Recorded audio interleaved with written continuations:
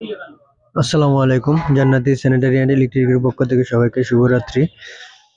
তো আজকে সারাদিন ব্যস্ততার কারণে ফেসবুক পেজে কোনো ভিডিও বা কোনো ছবি আপলোড দিতে পারি নাই। তো আপনারা কেউ রাগ করবেন না।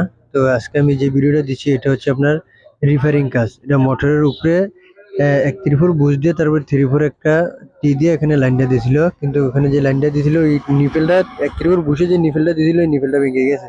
3-4 নিপেলটা ভেঙে গেছে।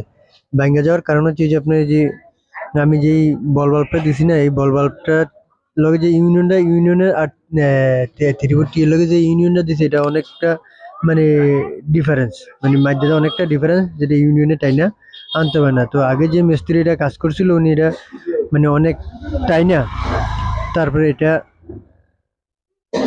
এই আপনার ইউনিয়নটা মিলাই দিছে। তো হয়তো ওই সময় একটু চুলফাড়া দিছিল। তো বাড়িওয়ালা আবার এখানে কি জানি একটু কাজ করতে গেছে, তারপর এটা মানে ওনার হাত লাগে এটা ভাঙ্গা পড়ে গেছে। তো এখন আমি যে এক ত্রিভুর বুটের মধ্যে ত্রিভুর নিভেলটা ভাঙ্গা রয়ে গেছে এটা খোলার জন্য চেষ্টা করতেছি। আসলে এটা বেকায়দা জিনিসটা, এটা খুলতে অনেক কষ্ট হইতেছে। শুধু খালি যদি আমরা ডাইরেক্ট মোটরের যার সাথে মোটরের মধ্যে এটা লাগানো থাকতো তাহলে আর এটা কোনো সমস্যা হলো না। যাই হোক, এটা আমি খোলার জন্য চেষ্টা করতেছি। ঠিক আছে, একটু কষ্ট হয় কিন্তু কাজ করলে কষ্ট হবেই, এটা কোনো সমস্যা নাই। এই যে দেখেন, এই যে এখন এটা খুলে ফেলামো।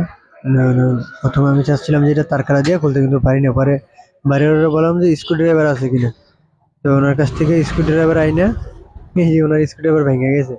তো এই স্ক্রু ড্রাইভারটা খুলতেছি, কারণ আমি যন্ত্রপাতি ঈদের আগে যেখানে কাজ করছি ওখানে ওই বাড়িতে ধুয়ে আইছি, কারণ ঈদের আগে তো 2 দিন বৃষ্টি ছিল, বৃষ্টির জন্য কাজে যেতে পারিনি।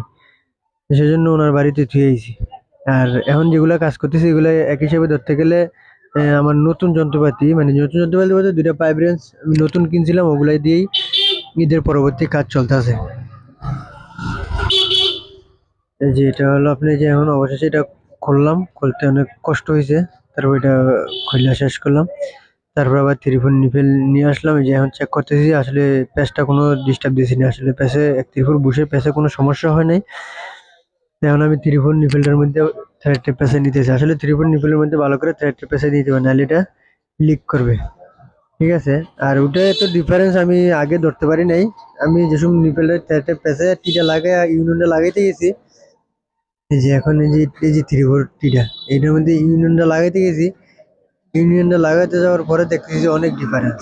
ঠিক আছে, আর এমন জায়গার মধ্যে আপনার মোটরটা লাগাইছে, মানে ড্রেসিং রুমের সিং এর তলে একটু ফাঁক নাই গা, ঠিক আছে, উনি উল্টা মোটরটা লাগাইছে। এটা যদি আবার পাতাল্লা লাগাইতো